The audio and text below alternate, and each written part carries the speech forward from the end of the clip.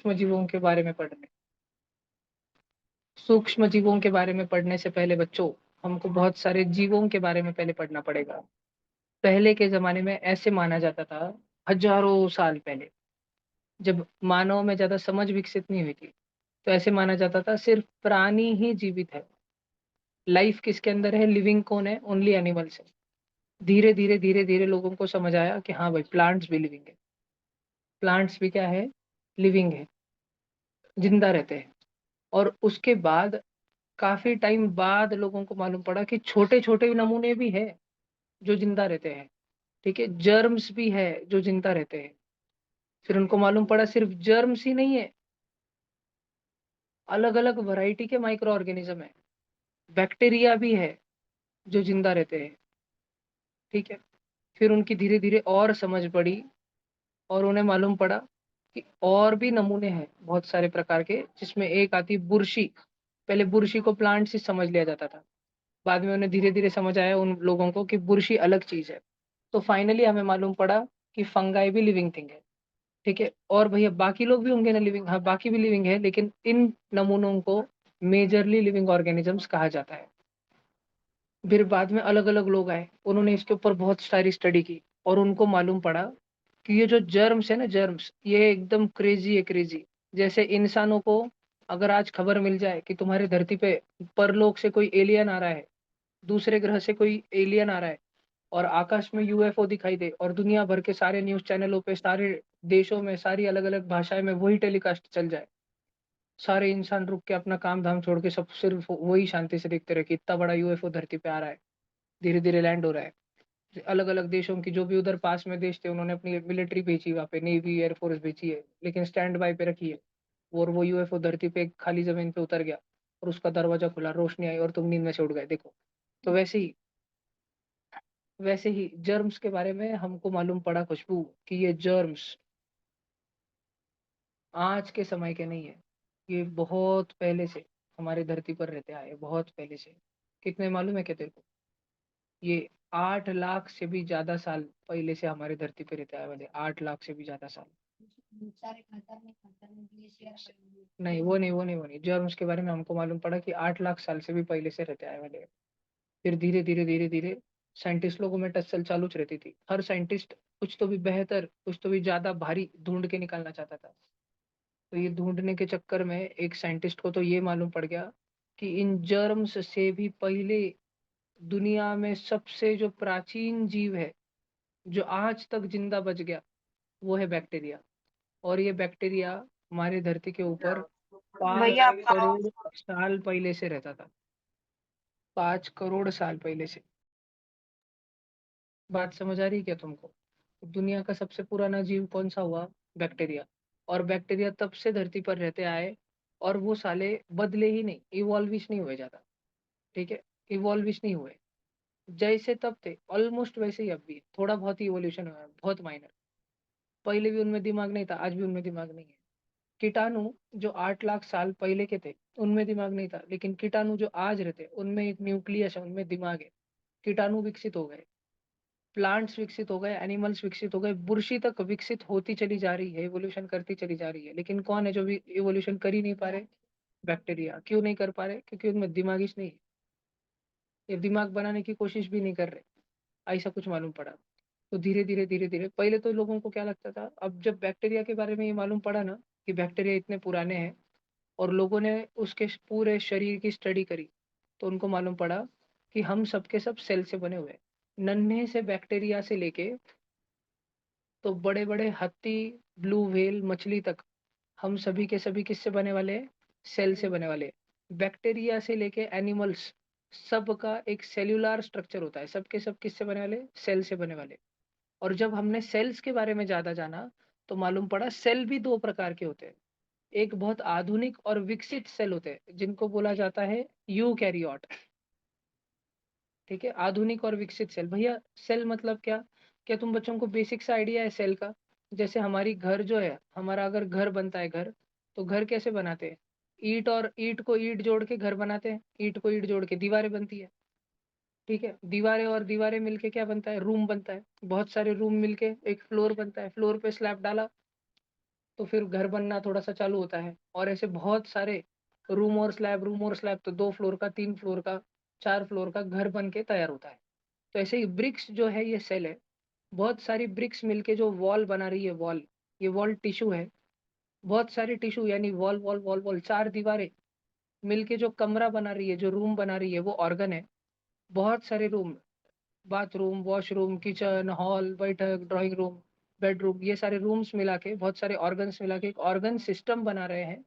और इस पे जब स्लैब पड़ जाएगा, इस पे जब चमड़ी की परत चढ़ जाएगी, तब एक पूरा प्राणी बन जाएगा, ऑर्गन बन जाएगा।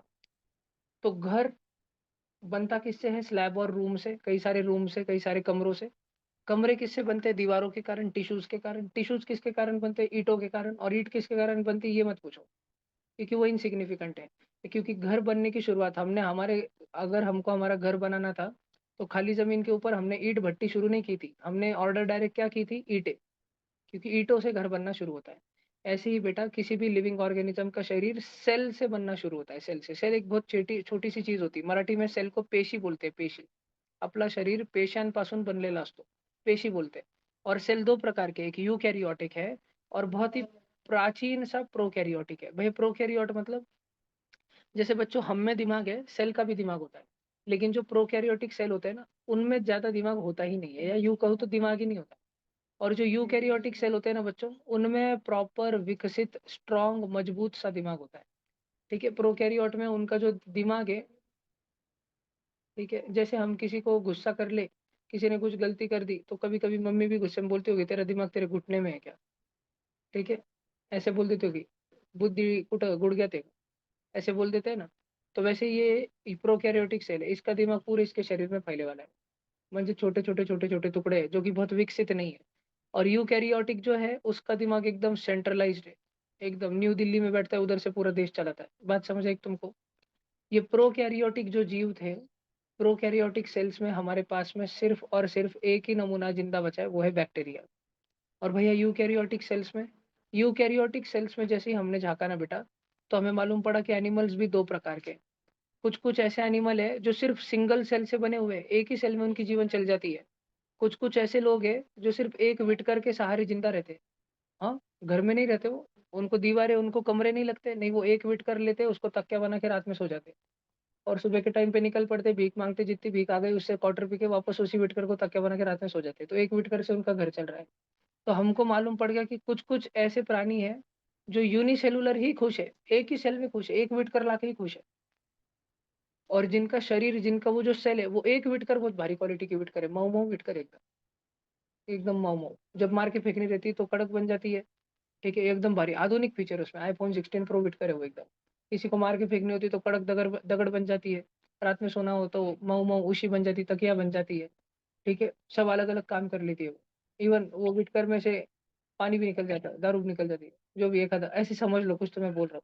तो एक ही सेल से जीवन चल रहा है, लेकिन वो एक सेल बहुत डेवलप्ड है, बहुत डेवलप्ड। ऐसे नमूनों को हम बोलते हैं जर्म्स, या ऐसे नमूनों को हम बोलते हैं प्रोटोज़ोआ, ठीक है? सब बच्चों ने ध्यान में रखने का, कीटाणु। और भैया अगर वो यूनिसेल्युलर है तो बाकी तो बाकी बेटा मल्टीसेल्युलर ही होंगे ना। बाकी लोग इतने पेचीदा हैं, हमारा मानव शरीर इतना कॉम्प्लेक्स है। अभी मैं, अगर तुम पिछले बैच में आते ना, 7th के बैच में, मैं उनको 7th स्टैंडर्ड में पढ़ा रहा था कि हमारे शरीर में इमोशन कैसे आते हैं। थ्रिल किधर से आता है, डर किधर से आता है, गुस्सा किधर से आता है, फ़ियर किधर से आता है, ये सारा-सारा मैं उनको पढ़ा रहा था। मैं उनको बच्चों ने जिन बच्चों ने वो भाषण सुना, उनको समझ आया होगा कि हमारे शरीर में खाली गुस्सा लाने के लिए अलग ऑर्गन है, हमारी हाइट बढ़ाने के लिए अलग ऑर्गन है, सोचने के लिए अलग ऑर्गन है, इंस्ट्रक्शंस देने के लिए अलग ऑर्गन है, सब चीज़ करने के लिए अलग-अलग ऑर्गन्स है। इतना पेचीदा शरीर है, मानव शरीर इतना कॉम्प्लेक्स है, इतना डाइवर्स है। ओमकार बिरुटे दरवाजा लगा लो जल्दी से।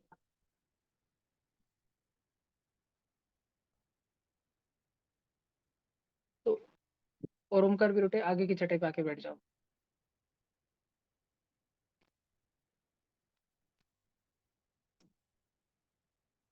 इधर-इधर बैठो। हाँ, देखो ध्यान से देखो, तो ये मल्टी सेल्युलर है। हमारा शरीर इतना पेचीदा है, इतने काम सँभालने पड़ते हैं कि एक के बस की बात नहीं। कोई एक व्यक्ति खुद का घर सुबह उठने के बाद झाड़ू मारा, पोछा मारा, सबका खाना बनाया, ठीक है? बच्चों को स्कूल भेजा, फिर बाद में पूरा घर आवरा, कॉन्टेक्ट मेंटेन किए, जिससे बात कर रही थी किसी के सुख दुख में बात कर ली, सब इतना सब। फिर बच्चे स्कूल से आए, खाना दे दिया, उनका ध्यान रखा, रात में सब लोग सोने के बाद में फिर खाना खाया, फिर सोया। कोई एक व्यक्ति ऐसा कर सकता है क्या? सिर्फ मम्मी कर सकती है, ठीक है। लेकिन हमारा शरीर, मम्मी मल्टी सेलुलर है, ठीक है, इसलिए कर सकती है। मम्मी मल्टी फंक्शनल है, मम्मी एक साथ में चार काम कर सकती है, इसलिए कर सकती है। अपन कर सकते हैं कि नहीं? अपन येड़े बावड़े प्राणी, अपने से नहीं होने वाले इतने काम। तो ऐसे ही एक सेल से काम नहीं हो रहा था, तो मल्टी सेलुलर से, ध्यान से सुनो, मल्टी सेलुलर ऑर्गेनिज्म जो है वो, उनमें मल्टी सेल्स है ही इसलिए, बहुत सारे सेल्स है ही इसलिए, क्योंकि उनसे एक से काम हो नहीं रहा था। फिर मल्टी सेलुलर ऑर्गेनिज्म में दो प्रकार के ऑर्गेनिजम्स। एक ऐसे ऑर्गेनिज्म है जो ज्यादा हिलते नहीं है, जो ज्यादा जगह से अपने मूव करते नहीं, non movement, non motile, movement करते ही नहीं है वो। ध्यान से सुनो इधर, ज्यादा घूमते ही नहीं है। और दूसरा है जो मोटाइल है, निस्ता हिंडते रहते, भागते रहते, वड़ वड़ करते रहते, भाव भाव करते रहते, वहाँ वहाँ करते रहते, कुछ तो आवाज करते रहते। तो वहाँ वहाँ भाव भाव कुछ तो करने वाले, चबड़ चबड़ करने वाले एनिमल्स में, उन प्राणियों में हम ही आते, प्राणी ही आते। और जगह से ज्यादा अपने हिलते नहीं है, उनमें भी वापस दो जन नमूने आ जाते हैं। एक नमूने वो है जो खुद से खाना बना नहीं सकते, जो पुरुषा घर से घर जाते रहते, भिक्षाम देही, भिक्षाम देही, ठीक है, लोगों को घर पे जाके खाना मांगते हैं। वो है फंगाई, जो खुद से खाना नहीं बना सकते। और जो दूसरे हैं वो खुद से ही खाना बना सकते हैं, वो है प्लांट्स। लेकिन देखो, फंगाई और प्लांट्स दोनों में कॉमन बात क्या है? दोनों के दोनों नॉन मोटाइल है।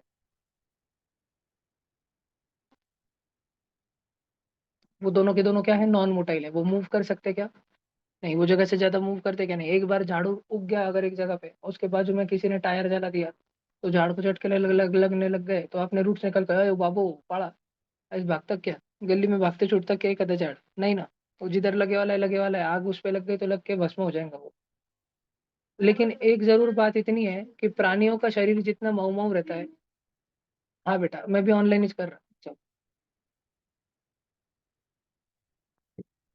देखो ध्यान से सुनो, तो बहुत सारे प्लांट्स अपनी जगह से भाग नहीं सकते, तो लेकिन प्लांट्स जो है उनका शरीर और अपना शरीर, इसमें बहुत फर्क है। अपन भाग सकते, अपन बच सकते, इसलिए अपना शरीर माऊ माऊ है, माऊ माऊ, हाँ माऊ माऊ।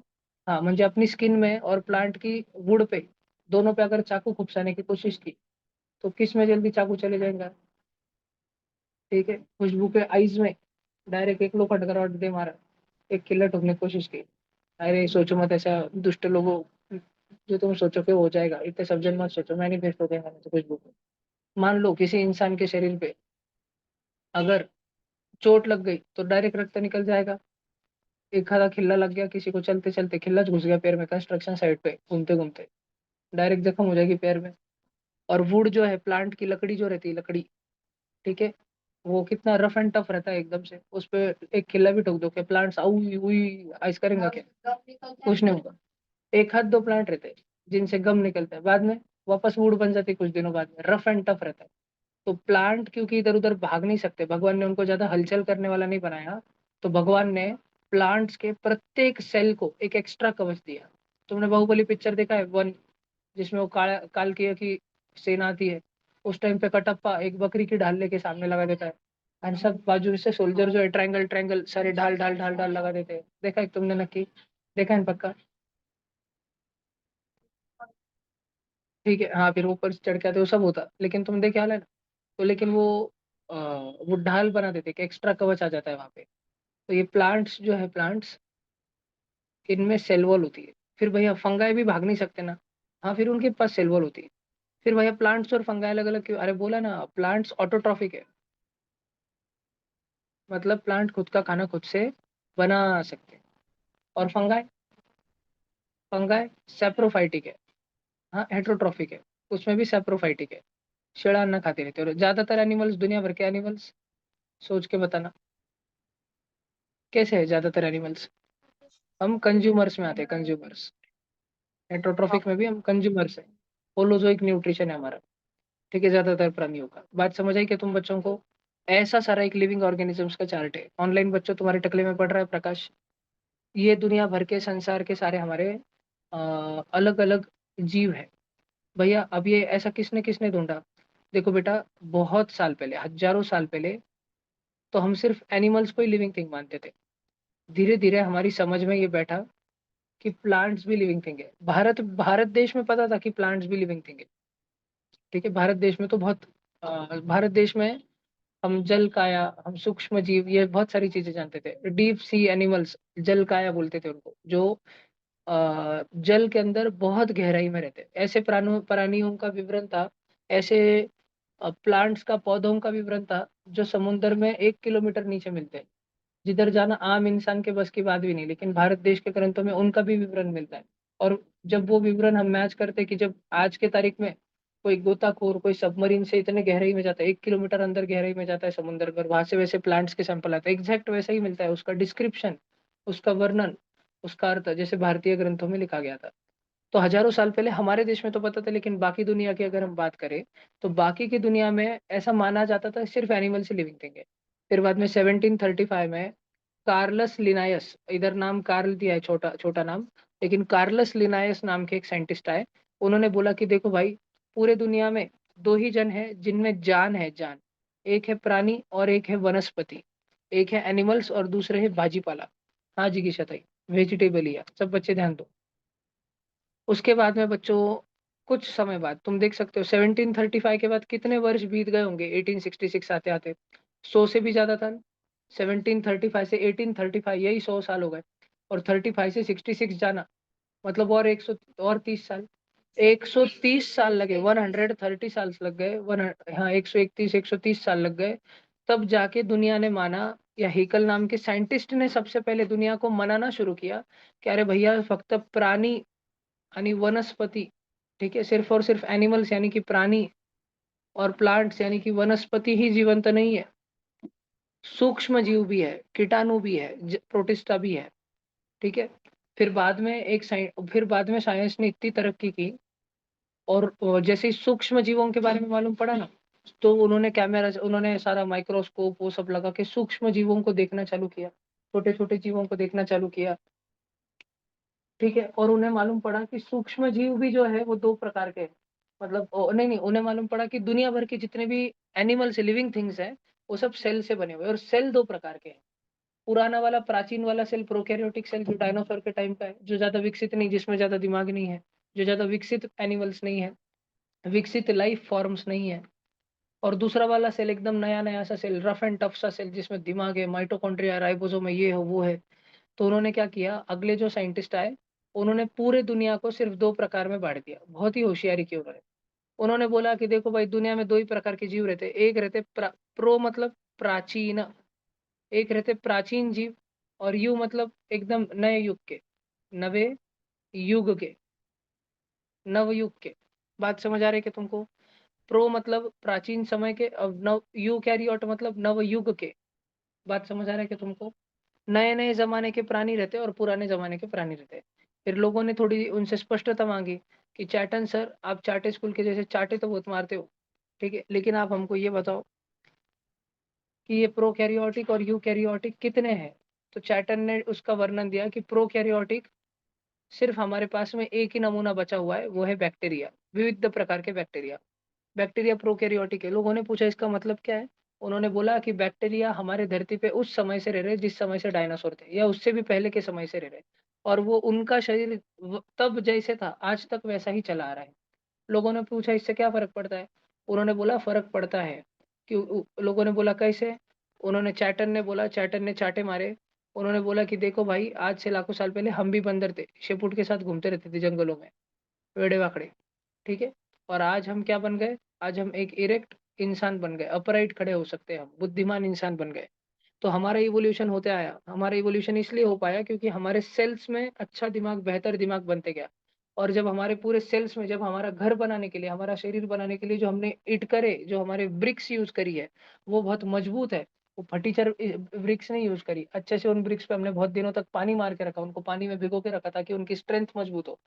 उसके बाद जब हमने उस पे सीमेंट विमेंट से हमारी दीवारें खड़ी की, रूम खड़ा किया, तो बहुत दिन तक हमने पानी मारा ताकि सब कुछ स्ट्रेंथन हो। और इतना मजबूत घर, इतना मजबूत शरीर, इतना होशियार बुद्धिमान मानव का शरीर, मानव का दिमाग अगर बन पाया है, उसके पीछे कारण ये है कि हमारे सारे सेल्स कलेक्टिवली होशियार बन पाए हैं। तब लोगों को समझ आया कि अरे हाँ, बैक्टीरिया करोड़ों साल पहले जैसा मेंगया था, करोड़ों साल बाद वैसे ही मेंगया है। लेकिन हमारे साल लाखों साल पहले जैसे मेंगया थे, हमारे सेल होशियार बन गए। बात समझ आई क्या? ये फ़र्क होता है यूकैरियोटिक सेल में और प्रोकैरियोटिक सेल में। प्रोकैरियोटिक सेल में न्यूक्लियस नहीं होता, दिमाग नहीं होता। यूकैरियोटिक सेल में न्यूक्लियस होता है। भैया उसमें प्रोकैरियोटिक सेल में न्यूक्लियस नहीं होता, दिमाग नहीं होता तो वो ज़िंदा कैसे रह पाता है? उसमें न्यूक्लियस नहीं होता, दिमाग नहीं रहता, लेकिन दिमाग का काम क्या है? दिमाग का काम है पूरे बॉडी को कंट्रोल करना, सारे ऑर्गन्स को कंट्रोल करना। तो सारे ऑर्गन्स को उसके नन्हे-नन्हे, छोटे-छोटे सेल को कंट्रोल करने के लिए जो न्यूक्लियर मटेरियल की ज़रूरत है, वो उसमें है। यूँ कहो तो ऐसे समझ लो उसका दिमाग जो है उसके शरीर में फैले वाला है। उसके दिमाग के छोटे-छोटे chop, chop, chop, chop, chop, chop कांदे के जैसे टुकड़े पाड़ के, थोड़े टुकड़े उसके हार्ट में पड़े वाले, थोड़े उसके एलिमेंट्री कैनाल में, थोड़े उसके स्टमक में, थोड़े उसके पैर में, थोड़े उसके हाथ में, थोड़े उसके आइज़ में ऐसे पड़े वाले। उसके पूरे शरीर में उसके जो दिमाग के टुकड़े वो फैले वाले हैं, उसका एक सिंगल दिमाग नहीं है, अजीब-सा है और इस कारण वो इवॉल्व नहीं हो पा रहा है, वो विकसित ही नहीं हो पा रहा है। इतनी सारी साइंस की समझ को एक साथ जोड़ कर के कोपलैंड नाम के अंकल ने बोल दिया कि भाई देखो, पहले हम इंसानों ने बोला कि 2 ही जन है प्लांट्स और एनिमल्स। बाद में हम इंसानों ने बोला कि देखो भाई 3 ही जन है प्लांट्स, एनिमल्स और जर्म्स। अभी बीच में चैटन आके चाटे मार रहा है कि भाई सिर्फ 2 ही जन है प्रोकैरियोट और यूकैरियोट। ये 2 जनों के कारण सिर्फ इन 2 जनों के कारण आम जनता में बड़ा कन्फ्यूजन फैल रहा है क्योंकि उस समय की आम जनता के पास माइक्रोस्कोप का एक्सेस था क्या? नहीं था। माइक्रोस्कोप किसके पास था? चैटन के पास था। चैटन उसका क्या करता था? चाटे मारता था। ठीक है? और आम जनता की समझ से सिलेबस बाहर जा रहा था। तो कोपलैंड जी आए और उन्होंने आम जनता को समझाया कि अरे भाई टेंशन मत लो। देखो, उन्होंने बोला कि जो प्राचीन वाले जीव है ना, हम उनको मोनेरा बोलेंगे। आम जनता को समझ नहीं आया। कोपलैंड जी ने सबको समझाया, "अरे उसको बैक्टीरिया बोलेंगे भाई बैक्टीरिया।" आम जनता बोली, "ओके, ओके।" ठीक है? तो कोपलैंड जी ने बोला कि तुम बच्चों को समझ आया मोनेरा मतलब क्या? बैक्टीरिया और ये कैसे जीव है? ये प्रोकैरियोटिक जीव है, ये प्राचीन जीव है। इनमें दिमाग का विकास नहीं हुआ है। कोपलैंड जी ने बोला कि इसके अलावा 3 जने हैं जो यूकैरियोटिक है, जिनमें अच्छा खासा दिमाग है। जनता ने पूछा क्या? उन्होंने बोल दिया प्रोटिस्टा। जनता ने पूछा प्रोटिस्टा मतलब? उन्होंने गाँवठी भाषा में बोला जर्म्स, कीटाणु, हाथ धोया करो। जनता बोली ओके, ओके। और फिर उसके बाद में उन्होंने बोला प्लांट्स एंड एनिमल्स जो कि जनता को अच्छे से समझ आता था, प्लांट्स एंड एनिमल्स। तो भैया ये 4 ही लिविंग थिंग हुए ना, आपने तो 5वाँ बताया था, आपने तो ऊपर 5-5 बताए थे। हाँ बेटा, मैंने 5-5 इसलिए बताए थे क्योंकि लास्ट टाइम जिन्होंने काम किया, देखो ये सारे साइंटिस्ट पहले वाले कार्लस लिनायस 1735 में होके गए। आज से 10 साल बाद कार्लस लिनायस जी को 300 साल पूरे हो जाएँगे। अभी उनको इस साल 290 साल पूरे हो गए, 290 1735 से आज 2025 चल रहा है। अगले साल उनकी तृतीय शतक हो जाएगी। हिकल जी का 1866, चैटन जी को बरोबर 100 साल पूरे हो गए। 1925 से 2025 सेंचुरी मारी इन्होंने इनके काम ने। और 1938 में कोपलैंड ने ये किया और 1969 में एक रॉबर्ट हार्डिंग व्हिटेकर इन साइंटिस्ट ने बताया कि भाई दुनिया में 5 प्रकार के जीव होते हैं। जनता ने पूछे कौन से? उन्होंने बोले ये वाले, ठीक है? उन्होंने बोला ये वाले। जनता ने पूछा कि आपने ऐसा कैसे आपने ये कन्क्लूज़न कैसे लगाया कि 5 ही जीव होते हैं? आपने इनको 5 में किस प्रकार से बाँटा? ज़रा हमको भी समझाओ। तो इन्होंने बोला रॉबर्ट हार्डिंग व्हिटेकर जी ने बोला सबसे पहले तो उन्होंने बोला ठीक है, बच्चों ध्यान दो। उन्होंने बोला जनता ध्यान दो। जनता ध्यान देनी चालू हो गई। जनता घर में गप्पे नहीं मार रही थी, जनता स्कूल का राइटिंग वर्क कंप्लीट नहीं कर रही थी। जनता पूरा ध्यान क्लास में दे रही थी क्योंकि रॉबर्ट हार्डिंग व्हिटेकर साहब समझा रहे थे। कृष्णातुज जी, जनता क्लास में ध्यान दे रही थी। उन्होंने बोला कि देखो भाई प्राचीन जीव थे और आधुनिक जीव है। जनता ने पूछा हाँ तो? जनता ने बोला हाँ तो रॉबर्ट हार्डिंग व्हिटेकर जी ने बोला कि देखो भाई प्राचीन जीवों में सिर्फ यूनिसेल्युलर ही जिंदा बचे हैं। जनता ने पूछा ऐसा क्यों? मल्टीसेल्युलर क्यों जिंदा नहीं बचे? डायनासोर क्यों जिंदा नहीं बचे? तो उन्होंने बोला क्योंकि अल्लाह ताला ने एक पत्थर फेंक के मार दिया था आसमान से, इसलिए डायनासोर खत्म हो गए। बात समझ आई क्या तुमको? फिर उसके बाद जनता बोली हाँ, ओके, ओके। तो जनता समझ गई कि प्राचीन समय के सिर्फ सूक्ष्मजीवी जीवित बचे वाले। फिर जनता ने पूछा मॉडर्न समय के, आधुनिक काल के, नवयुग के? उन्होंने बोला आधुनिक समय में सूक्ष्मजीव भी हैं और आँखों से दिखेंगे ऐसे जीव भी है, मल्टीसेल्युलर भी है और यूनिसेल्युलर भी है। फिर जनता ने बोला हाँ, हमको अब डिस्क्राइब करो कौन-कौन कैसा है? तो विटेकर साहब ने बोला कि प्राचीन समय के जो यूनिसेल्युलर है, हम उनको मोनेरा नाम देंगे। जनता बोली मज़ा नहीं आया। विटेकर जी बोली तुम्हारे मज़े के लिए थोड़ी काम कर रहा है, पर फिर भी तुमको बता देता हूँ कि मोनेरा का नाम बैक्टीरिया रहता है। ठीक है? उन्होंने बोल दिया मोनेरा का मतलब बैक्टीरिया होता है। फिर जनता ने पूछा ओके ओके, ये तो हो गया पहला पहला लिविंग थिंग कौन सा है, पहले टाइप का लिविंग थिंग कौन सा है, बैक्टीरिया। फिर जनता ने पूछा और जनता में से एक होशियार बच्चे ने पूछा आप बता रहे थे कि आधुनिक युग में दोनों प्रकार के जीव जीवित है, माइक्रो ऑर्गेनिज्म भी और मैक्रो ऑर्गेनिज्म भी, यूनिसेलुलर भी और मल्टी सेलुलर भी। तो यूनिसेलुलर में कौन जीवित है? उन्होंने बोल दिया प्रोटिस्टा जीवित है। जनता ने पूछा इसका मतलब? इसका मतलब जर्म्स। फिर जनता में से बहुत सारे सवाल आए कि बैक्टीरिया और जर्म्स एक ही नहीं होते। उन्होंने बोला नहीं, एक ही नहीं होते। बैक्टीरिया प्राचीन समय के हैं नॉर्मली, और वो प्राचीन समय के, उनका दिमाग का भी विकास हुआ नहीं। तो कोई बैक्टीरिया अगर तुम्हारे शरीर में घुस जाता है, कोई बैक्टीरिया किसी कारण तुम्हारे शरीर में घुस जाता है, तो 2-4 दिन में निपट निपट डालते हैं उस बैक्टीरिया को, क्योंकि उसके पास दिमाग ही नहीं है। ऐसा शत्रु जिसके पास दिमाग ही नहीं है, मंद है, ठीक है, उसको जल्दी निपट सकते हैं। अब जनता ने पूछा ऐसा कैसा? तो उसने बोला कि अगर बैक्टीरिया हमारे शरीर में चले जाए, तो हम सिर्फ एक दवाई लेंगे, उस उन दवाइयों का नाम होता है, उस प्रकार की दवाई का नाम रहता है एंटीबायोटिक्स। एंटीबायोटिक्स से किसका गेम ओवर हो जाता है? बैक्टीरिया का। तो जनता ने बोला कि ये जर्म्स के ऊपर एंटीबायोटिक्स काम नहीं करते। नहीं, इन्होंने बोला कि नहीं, जर्म्स बहुत साले चालू चीज है। जर्म्स जो है बहुत ही होशियार है। जर्म्स के पास बहुत दिमाग है। वो नए नए पैतरे आजमाते हैं। वो जब तुम्हारे शरीर के अंदर घुस जाते हैं तो तुम्हारे ही इम्यून सिस्टम को येड़ा बना देते हैं, और कैसे तो भी करके तुम्हारे शरीर को ज्यादा से ज्यादा नुकसान कैसे होगा, इस पे विचार करते रहते हैं और हमला करते ही रहते हैं तुम्हारे शरीर के ऊपर। तो आम जनता को समझ आया कि अच्छा, जर्म्स को हराना हमारे इंसानों के या प्राणियों के इम्यून सिस्टम के लिए ज्यादा मुश्किल है। विटेकर जी बोले वेरी गुड बच्चों, तुम सीख रहे हो। ठीक है, फिर उन्होंने जनता ने बोला हाँ हाँ, फिर ये तो हो गया, तुमने बताया कि नवयुग में मल्टी सेलुलर ऑर्गेनिज्म भी है, वो कितने हैं? तो विटेकर जी ने बोला कि भाई पहले ही तो मैंने बोला था 5 जने हैं पूरे के पूरे। जनता बोली हाँ। तो विटेकर जी बोले अरे दो बता दिए ना, एक बैक्टीरिया बता दिया मोनेरा, और एक जर्म्स बता दिए प्रोटिस्टा, तो अब बचे कितने? 3। जनता बोली ओके ओके, कौन थे 3? तो उन्होंने बताया कि देखो भाई, 2 जन हिलते नहीं जगह से। जनता बोली कौन? और उन्होंने बोला बुरशी और झाड़, फंगाई और प्लांट। तो विटेकर जनता ने बोला बुरशी और झाड़ एक ही चीज नहीं होते? विटेकर जी ने बोला नहीं, एक ही चीज नहीं होते। जनता ने पूछा क्यों? क्यों क्यों? फिर उन्होंने बोला कि भाई फंगाई जो है, बुरशी जो है, वो सैप्रोफाइटिक होती है, वो खुद का खाना नहीं बना पाती। और तब तक जनता को फोटोसिंथेसिस के बारे में मालूम था। तो जनता में से एक होशियार बच्चा लगा बोला हाँ हाँ हाँ, झाड़ तो ऑटोट्रॉफिक होते हैं, समझ आया समझ आया, इसलिए झाड़ और फंगाई अलग अलग है। जनता ने जोरदार तालियां बजाई। और फिर जनता बोली यानी लास्ट कौन समझ गया? तो रॉबर्ट हार्टिंग विटेकर ने बोला जाके अपना शक्ल देख के आओ। सारी जनता अपनी शक्ल देखी, उनको समझ गया अरे अपनी ज बात चल रही, प्राणियों की, एनिमल्स की। ठीक है, और एनिमल्स मूव भी कर सकते हैं। इस प्रकार से लिविंग थिंग्स का क्लासिफिकेशन चार्ट बना। अब ये वाला क्लासिफिकेशन चार्ट हमें कब मिला था? 1969 में। और ये इसमें कितने श्रेणियों में, कितने कैटेगरी इसमें लिविंग थिंग्स को बांटा गया है? एक बैक्टीरिया, एक प्रोटिस्टा, एक फंगाई, एक प्लांट्स और एक एनिमल्स। 5 श्रेणियों में बांटा गया है। अब आज के समय में 2025 में ऐसे भी कुछ चार्ट बने हैं जिसमें 6 किंगडम क्लासिफिकेशन या 7 किंगडम क्लासिफिकेशन, किस किस में तो 10 किंगडम क्लासिफिकेशन तक भी गया है। लेकिन अभी पूरे दुनिया के वैश्विक समाज ने उसको एक्सेप्ट नहीं किया है। बहुत बड़े संख्या में साइंटिस्ट, बहुत सारे साइंटिस्ट ने अभी उसको एक्सेप्ट नहीं किया है। तो अभी हम रुके वाले हैं, जब पूरी दुनिया में बहुत प्रचंड प्रमाण में साइंटिस्ट लोग बोलेंगे अरे हाँ, ये जो नया वाला ढूंढ के निकाला, ये और भारी वाला निकाला, तो वो सारे बच्चों की टेक्स्ट बुक का पहला पान फाड़ दो और 8वीं स्टेट बोर्ड के टेक्स्ट बुक में पहला पान बदल डालो। तो उस दिन अपन टेंशन लेंगे। फिलहाल तो हमारे जीवन में अगर हमें कोई पूछे कि कितने टाइप के लिविंग थिंग होते हैं, तो हम क्या बोलेंगे? 5 टाइप के लिविंग थिंग होते हैं। सब बच्चों को भाषण समझ आए ना? सब बच्चे चार्ट छापने के लिए तैयार है ना? सब बच्चे जल्दी से चार्ट छापो। पहले सब बच्चों ने माइक्रो ऑर्गेनिज्म हेडिंग लगाई क्या? अब माइक्रो ऑर्गेनिज्म हेडिंग लगाने के बाद 1 मिनट रुको, मैं शॉर्ट नोट्स खोलता हूँ, 1 मिनट रुको।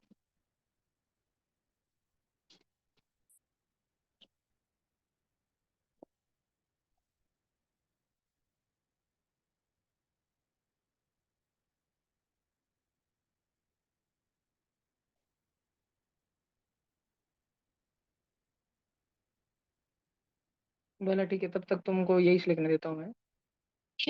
तुम बच्चे माइक्रो ऑर्गेनिज्म हेडिंग लगाने के बाद है ना, ठीक है, पहले यही लिख लो, कार्ल लिनायस, हिकल और सैटर्न, ये 3 पॉइंट लिखो, तब तक मैं खोल रहा हूँ अगले नोट्स। जल्दी लिखो सब बच्चे। हाँ, चारों लिखने हैं, पहले 3 स्क्रीन पे दिख रहे हैं ना, उतने तो लिखो।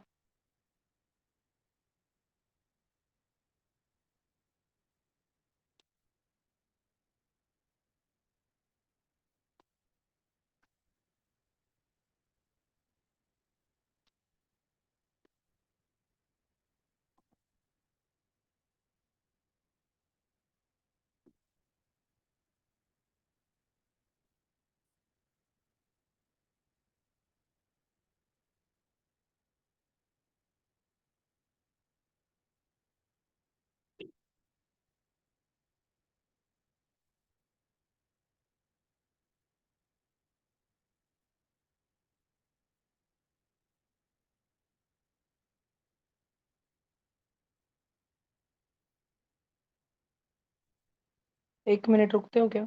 रुक जाओ थोड़ा सा। फर्स्ट पॉइंट इज लिखा ना? थोड़ा सा रुक जाओ, रुक जाओ। दूसरा भी लिख दिया भैया। हाँ ठीक है, जितना भी लिखा रुक जाओ, 2 मिनट रुक जाओ।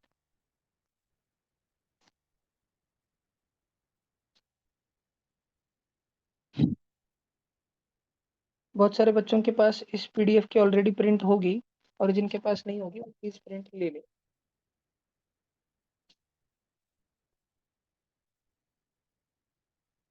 1 मिनट।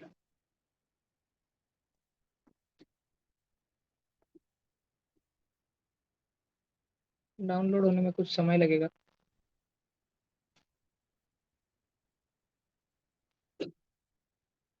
चलो ठीक है, तब तक लिख लो, अभी कर ही लो, ये 4 पॉइंट लिख ही लो। फर्स्ट तो हो गया ना सबका? सेकंड, थर्ड, फोर्थ लिखो जल्दी।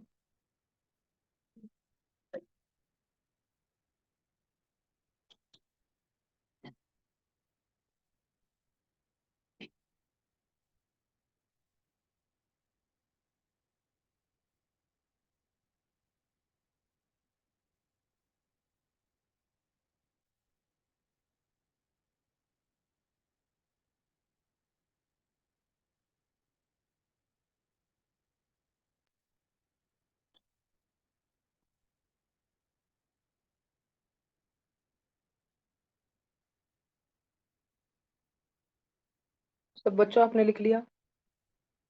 नहीं भैया। नहीं भैया।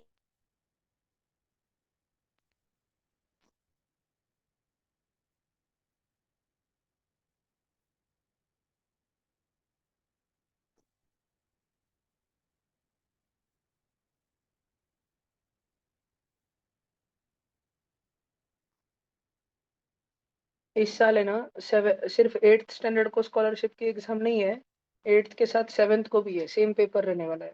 और सिर्फ 5th को स्कॉलरशिप नहीं है, 4th को भी है। तो अपनी 4th और 5th की बैच तो ऑलरेडी कंबाइंड ही है। उनका तो प्रिपरेशन चल ही रहा है स्कॉलरशिप का। और अगर ऐसी फॉर्मल नोटिस तुम्हारे स्कूल में आ जाती है स्कॉलरशिप रिगार्डिंग, चार्टी स्कूल में, एमपीएस में, ऑनलाइन बच्चों के स्कूल्स में, तो फिर अपन सिर्फ स्कॉलरशिप मात्र 7th 8th की बैच कब क्लब करेंगे। मतलब 8th का साइंस अलग रहेगा, मैथ्स अलग रहेगा, लेकिन स्कॉलरशिप के स्पेशल क्लासेस चलेंगे ना, हफ्ते में 2 दिन 3 दिन, वो साथ में रहेंगे। और ना, इस सैटरडे को क्या था? वो हुआ था ना बड़ा। बस। चलो, सब बच्चों ने 3 पॉइंट लिख लिए? चारों हो गए भैया एक सबके? मिनट। एक मिनट। करो करो, जल्दी करो।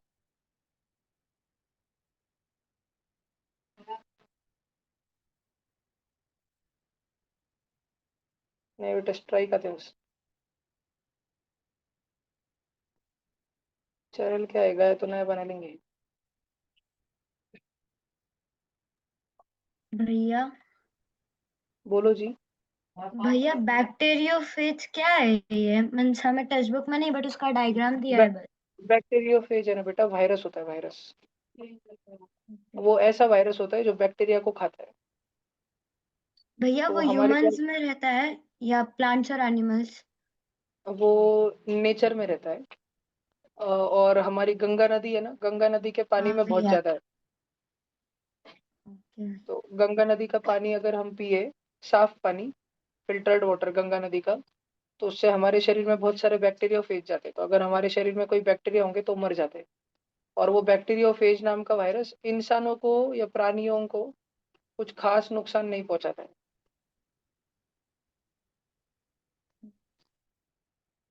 सब बच्चों का हो गया ना ये?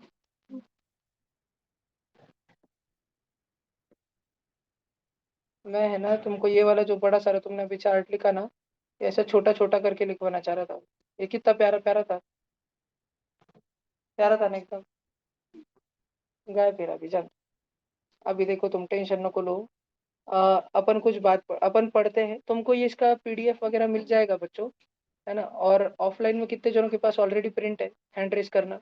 7th 8th SSC summary notes. कभी बच्चों ने पढ़ा ही नहीं है ये, तुमको ध्यान ही नहीं, अरे ऐसा भी है करे। निस्ता नवीन नवीन पढ़ा होंगे, बोलते नहीं होंगे कभी घर पे। ठीक है, हाथ हैंड्स डाउन, हैंड्स डाउन। सब बच्चे इधर ध्यान दो, सब बच्चे इधर ध्यान दो। ओए ओए ओए, इधर ध्यान। तो ये कॉम्प्लेक्सिटी ऑफ सेल स्ट्रक्चर है ना, ये प्रोकैरियोटिक और मतलब भैया सेल का स्ट्रक्चर दो टाइप का होता है, या तो प्राचीन सा या नया सा।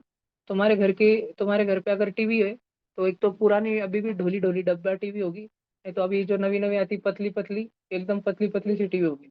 तुम्हारे घर पे अगर कढ़ाई होगी, तो अभी एल्यूमिनियम की कढ़ाई आ गई होंगी, स्टील की कढ़ाई होगी होंगी बहुत जनों घर पे, नहीं तो बहुत जनों घर पे पुराने वाली लोखंड की कढ़ाई होगी। तुम्हारे घर पे अगर स्टोव होगा, तो आज भी बहुत जनों के घर पे इस पे स्टोव होगा। और बहुत जनों के इस पे जो है सोलर इंडक्शन वगैरह कुछ आ गया होगा, इलेक्ट्रिक इंडक्शन या सोलर इंडक्शन आ गया होगा। तुम्हारे घर पे अलग अलग है सब अभी। ठीक है, तुम्हारे घर पे पहले अगर नीचे ही बैठ के खाना खाते थे, तो अब हो सकता है कि कुछ जनों के घर पे डाइनिंग टेबल आ गया हो। इनोवेशन चलते ही रहता है। वैसे ही सेल का स्ट्रक्चर प्राचीन सेल होगा, कोई लिविंग थिंग अगर तुमको मिला, तो उसका सेल एक तो प्राचीन होगा, नहीं तो यूकैरियोटिक होगा। तो अगर हम मान लो स्पेस में गए और सैटेलाइट के ऊपर एक आधा बैक्टीरिया बैठे वाला था, और एक एस्ट्रोनॉट जो है वो सैटेलाइट के ऊपर जाके ऑब्जर्व कर रहा था, यूवी लाइट वगैरह कुछ हो रहा था, और उसको ऐसा लगा कि यहाँ पे है। उन्होंने सैंपल लिया, पाया गया कि स्पेस से एक सैटेलाइट वापस आया था धरती के ऊपर, धपक गिर गया था। और क्योंकि वो जब आ रहा होता है तो इतनी गर्मी होती है कि उसके सरफेस पे कोई जिंदा रह नहीं सकता। ठीक है। लेकिन फिर कुछ बैक्टीरिया मिले उसके ऊपर। फिर कुछ तो भी लिविंग ऑर्गेनिज्म, माइक्रो ऑर्गेनिज्म उसके ऊपर मिले, उसको लैब में लेके गए, चेक किया कि उसका सेल प्रोकैरियोटिक है कि यूकैरियोटिक है, उसमें दिमाग बनने वाला है कि पूरा बने वाला है। तो मालूम पड़ा कि आधा अधूरा बने वाला है, नया बैक्टीरिया मिल गया एकदम। तो फिर पूरा बहुत सारा एनालिसिस होता है कि ये धरती पे का ऐसा कुछ जीव है क्या जो हमको आज तक नहीं मिला था, ये अंतरिक्ष से आया है। तो आज तक तो हमको ऐसा एक माइक्रो ऑर्गेनिज्म भी नहीं मिला जो अंतरिक्ष से आया हो। Even not even micro organism, alien की बात छोड़ दो। जब तुम अगर कोई न्यूज आर्टिकल देखो कि मार्स पे एलियन होने की आशंका जताई गई है, मतलब साइंटिस्ट लोग सोच रहे हैं कि शायद मार्स पे माइक्रो ऑर्गेनिज्म जिंदा रह सकते हैं। वो हायर लाइफ फॉर्म के बारे में सोच ही नहीं रहे थे। अब कॉम्प्लेक्सिटी ऑफ ऑर्गेनिज्म वो दो प्रकार के होते हैं, यूनिसेलुलर और मल्टी सेलुलर। हम इंसान जो है, हम जो लाइफ ढूंढने की कोशिश कर रहे हैं बाहर के किसी दुनिया में, हम यूनिसेलुलर लाइफ ढूंढ रहे हैं। मल्टी सेलुलर तो सिर्फ पिक्चरों में होती है। यूनिसेलुलर लाइफ ही किधर आ जाए तो वही बहुत मुश्किल है, किधर अगर आ जाए तो। अब सब बच्चे देखना। उसके बाद मोड ऑफ न्यूट्रिशन है, कि हम खाना कैसे खाते हैं। प्लांट्स ऑटोट्रोफिक है, एनिमल्स हेट्रोट्रोफिक है, फंगाई सैप्रोफाइटिक है, ऐसे भी करके रखा है। और लाइफस्टाइल, सबके जीवन में कुछ काम है, निर्धारित काम है। प्लांट्स को काम दिया गया है खाना बनाने का, प्रोड्यूसर, वो फूड के प्रोड्यूसर। भगवान ने उनको दायित्व दिया है खाना बनाते रहो संसार के लिए। एनिमल्स को काम दिया है खाना खाते रहो। और फंगाई का काम है कि जब ये प्लांट्स और एनिमल्स मर जाए, तो इनकी बॉडी मिट्टी में सड़ा गला डालो, जिससे कि अगले प्लांट्स खाना बना सके और अगले एनिमल्स खाना खा सके। ठीक है, तो ऐसी है ना, ये क्या है, क्रिएटर, ये ऑपरेटर और ये डिस्ट्रॉयर, ऐसी है ना एक प्रकार का। ठीक है, चलो। उसके बाद में फाइलोजेनेटिक रिलेशनशिप। फाइलोजेनेटिक रिलेशनशिप मतलब कि हम पूर्वजों से हम तक कैसे है। फाइलोजेनेटिक रिलेशनशिप हम किसके साथ, हमारा इंसानों का फाइलोजेनेटिक पूर्वज कौन है, फाइलोजेनेटिक रिलेटिव कौन है हमारा, बंदर। जैसा अगर मैं तुमको पूछूं हितांशु तेरे रिलेटिव्स कौन है, तो हितांशु बोलेगा कि मेरी बुआ, मेरे मामा, मेरे मामी जी, मेरी मासी, मेरे घर वाले, मेरे चाचा, मेरी चाची। तो अगर मैं तुमको पूछूं साइंस की भाषा में, रिलेटिव्स तो हो गए। अगर मैं तुमको पूछूं कि तुम्हारा फाइलोजेनेटिक रिलेटिव्स कौन है, तुम्हारा फाइलोजेनेटिक रिश्तेदार कौन है, इंसानों का फाइलोजेनेटिक रिश्तेदार कौन है, तो वो कौन है, बंदर। यूकैरियोटिक का फाइलोजेनेटिक रिश्तेदार कौन है, प्रोकैरियोटिक। प्रोकैरियोटिक था प्राचीन सेल था, उनमें से कुछ कुछ सेल एडवांस होके यूकैरियोटिक बने ना, और बाकी के वैसे ही पड़े रह गए। मल्टी सेलुलर ऑर्गेनिज्म किन की वजह से बने, यूनिसेलुलर की वजह से बने। फंगाई थे, फंगाई, फंगाई की वजह से ही। फंगाई खुद का खाना बना नहीं पाते थे, जगह जगह भीख मांगने जाते थे, लोग भीख देते नहीं थे। फंगाई को बहुत पच्ची हो गई, उसको एक दिन बहुत बुरा लगा। वो बहुत रोया, स्टेशन पे बैठ के रात में 12 बजे तक रोया। फिर अगले दिन सुबह होते ही उसने सूर्यदेव से प्रार्थना करी, सूर्यदेव मुझे जो है कर्ण के जैसे कवच कुंडल दीजिए, मुझे खुद का खाना बनाने की शक्ति दीजिए। सूर्यदेव प्रसन्न हो गए, उसने उनको क्लोरोफिल का आशीर्वाद दे दिया, और क्लोरोफिल का आशीर्वाद से उसका प्रमोशन हो गया, वो प्लांट्स बन गया। तो प्लांट्स के फाइलोजेनेटिक एंसेस्टर पूर्वज कौन हो गए, फंगाई। मतलब हमारे पूर्वज कौन थे, कौन सा डिफरेंट एनिमल हमारे पूर्वज था। जब मैं बात कर रहा हूँ पूर्वजों की, तो दादी दादा नहीं बोलने का, मेरे दादी दादा मेरे पूर्वज थे। जब मैं बात कर रहा हूँ फाइलोजेनेटिक पूर्वजों की, मतलब हम किसके वंशज है। आज लाखों साल पहले हमारे पूर्वज कौन थे, करोड़ों साल पहले हमारे पूर्वज को थे, उनकी बात चल रही। भाषण समझ आ रहा है तुम बच्चों को, उसको भैया बोलते फाइलोजेनेटिक। बोलो जी। वो तभी के मंकीज में और अभी के मंकीज में फर्क है? हाँ बेटा, तब जो डुक्कर थे वो आज बंदर बन गए, और तब जो बंदर थे वो आज इंसान बन गए। अब जो बंदर है वो इंसान बन जाएंगे, और आज जो डुक्कर है वो तब आगे चल के बंदर बन जाएंगे। अरे डुक्कर मैंने एक एग्जांपल के लिए लिया, जस्ट एग्जांपल के लिए लिया। जिस दिन तुमको डुक्कर झाड़ पे चढ़ने की कोशिश करते टंके के, समझ जाओ एवोल्यूशन हो रहा है।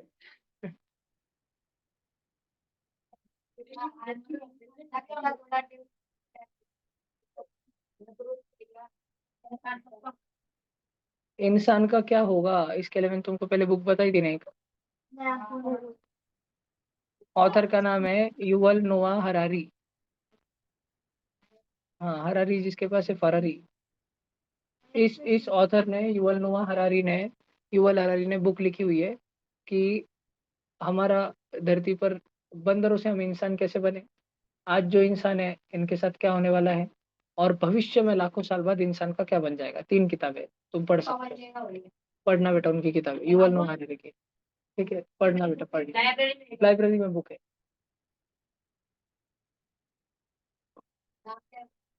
सेपियंस, और हम जो बनने वाले उसका होमोडिवस। ठीक है, इधर सब बच्चे ध्यान दो। यूनिसेलुलर में प्रोटिस्टा आता है, ये तो तुम बच्चों को समझ गए ना। प्रोटिस्टा का अर्थ क्या है बेटा गाउटी भाषा में? प्रोटिस्टा मतलब कौन? अधीरा जी, प्रोटिस्टा मतलब कौन बताइए? जर्म्स। जर्म्स। और मुझे एक बात बताओ बच्चों, ये मल्टी सेलुलर में हमने 3 जनों को अलग किया है। 3 जनों को अलग क्यों किया? क्यों अलग अलग किया? तीनों का रोल अलग अलग है। फंगाई कौन है? फंगाई डिकम्पोजर से। प्लांट्स कौन है? प्लांट्स प्रोड्यूसर है। और एनिमल्स कौन है? एनिमल्स खाऊ भूखे नहीं थे, कंज्यूमर से। बात समझ आई क्या तुमको? और भैया, प्लांट्स जो है खुद का खाना तो बनाते हैं, फंगाई खाना नष्ट करते हैं, डेड बॉडीज डिकस करते हैं, डिकम्पोज करते हैं, लेकिन इन दोनों में एक कॉमन बात है। उन दोनों के सेल में सेल वॉल होती है, सेल वॉल। और एनिमल्स के सेल में सेल वॉल नहीं होती, सेल वॉल एब्सेंट होती है। भाषण समझ आया क्या बच्चों तुमको? तुम, ये वाला चार्ट है ना बहुत भंगार है। इस बुक में ये वाला चार्ट बहुत प्यारा था। ठीक है, लेकिन जो अपने को ये क्लासिफिकेशन वाला चार्ट लिखना है ना, अपन ये टेक्स्ट बुक से ही लिखेंगे, टेक्स्ट बुक में ही डिटेल वाला है। तो बच्चों तुम लिखना चालू करो जल्दी। एक काम करो, तुम ये चार्ट ऐसे ही लिखो, लेकिन ध्यान रखना कि जब लास्ट में तुम फंगाई लिखोगे, फंगाई के नीचे तुमको एक बॉक्स लिखना पड़ेगा, प्लांट के नीचे बॉक्स लिखना पड़ेगा, और एनिमलिया के नीचे बॉक्स लिखना पड़ेगा। तो हाँ, तो तुम लास्ट लास्ट में ला ले, जगह छोड़ देना। चल लिख लो, छापो जल्दी। छापो छापो छापो जल्दी। ये किसने दिया था? 1969 में विटेकर। विटेकर अंकल का क्लासिफिकेशन था ये। चलो, सबका हो गया?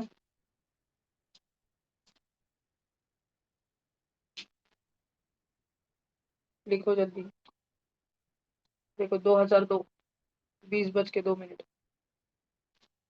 मेरा जन्म उसी साल हुआ था जिस साल मोदी जी ने गुजरात में मूल्य भगा दिए थे।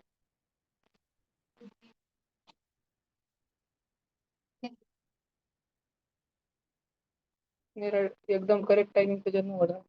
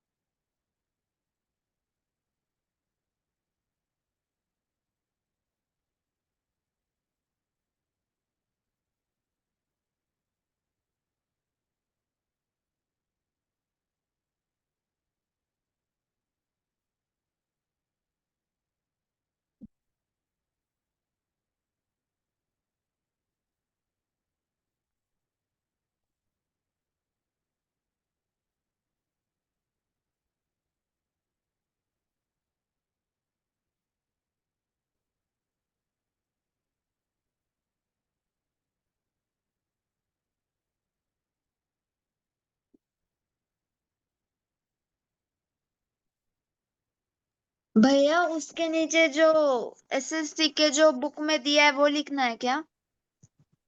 हाँ जी, SSC। ये हो गया सबका चार्ट? यस झालं भैया। ना? हाँ लिखो। जमेगा ना इतने पैसे? ऊपर का प्रोकैरियोट यूकैरियोट तो लिखे वाला है ना सबने? नीला डब्बा लिखे वाला नहीं यूकैरियोट, है ना? फिर नीचे का जो बचा ना, लिखो।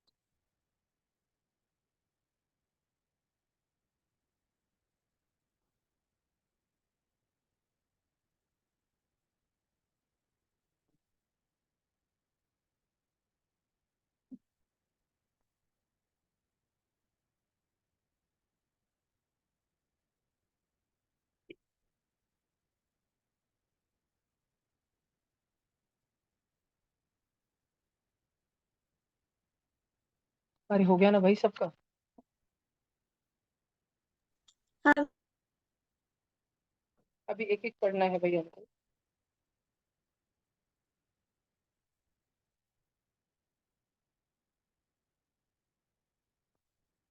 हाँ जी, सब बच्चे हेडिंग लगाओ बैक्टीरिया। फर्स्ट पॉइंट लगाओ बैक्टीरिया।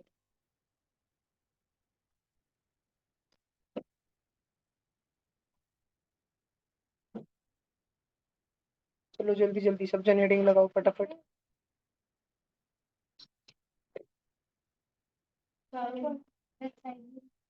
वो पॉइंट नहीं लिखना है, सिर्फ हेडिंग लगाओ बैक्टीरिया और उसकी साइज लिखो।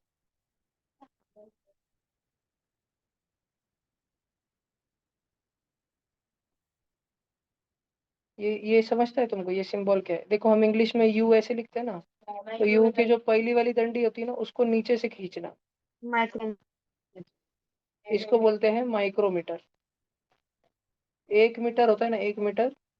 1 मीटर के अगर हम 10 लाख टुकड़े करें, कितने? 10 लाख। तो 1 माइक्रोमीटर बनता है, म्हणजे 10⁻⁻6 मीटर। ये 1 माइक्रोमीटर रहता है।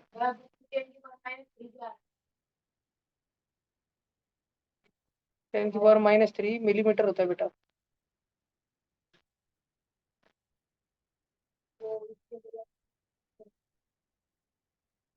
देखो, 10⁻⁻6 मीटर। उसने 10⁻³ मिलीमीटर बोला होगा। लिखो 1 म्यूएम मतलब 1 माइक्रोमीटर मतलब 1 मीटर के कितने टुकड़े करना कृष्णाली? कितने? 10 लाख। 1 मीटर के 10 लाख टुकड़े करना। 1 मीटर समझता है कितना बड़ा रहता? 100 सेंटीमीटर। अपनी जो 30 सेंटीमीटर की पट्टी रहती है ना, वो बोर्ड से वहां तक रखो, वहां से वहां तक रखो, वहां से वहां तक रखो, और 10 बोर्ड से लेके यहाँ तक होता है 1 मीटर। और इसके 10 लाख टुकड़े करने के 100 टुकड़े करे तो 1 सेंटीमीटर आता। 1000 टुकड़े करे तो 1 मिलीमीटर आता। 10,000 करे तो मिलीमीटर का भी 1/10 आता और छोटा 1 मिलीमीटर के 10 टुकड़े, और 10 लाख टुकड़े करे तो 1 माइक्रोमीटर आता। बैक्टीरिया की साइज 1 माइक्रोमीटर से 10 माइक्रोमीटर तक होती है। मतलब दुनिया का सबसे बड़े से बड़ा बैक्टीरिया भी ज्यादा करके 10 माइक्रोमीटर 11 माइक्रोमीटर तक ही होता है, उससे बड़ा नहीं होता। और सबसे छोटा से छोटा 1 माइक्रोमीटर और उससे छोटा 0.5 माइक्रोमीटर 0.1 माइक्रोमीटर तक होता है। ज्यादातर बैक्टीरिया, थोड़े थोड़े इससे छोटे भी होते हैं, थोड़े थोड़े उससे रेंज से बड़े भी होते हैं, लेकिन ज्यादातर बैक्टीरिया की रेंज कितनी होती है? 1 माइक्रोमीटर से 10 माइक्रोमीटर तक। दिमाग में बैठ रहा है सब बच्चों के? भेजे में बैठ रहा है सब बच्चों के? सबने लिख लिया क्या? लिख लिया ना सबने? अब बैक्टीरिया के बारे में हम कल पढ़ेंगे आगे का।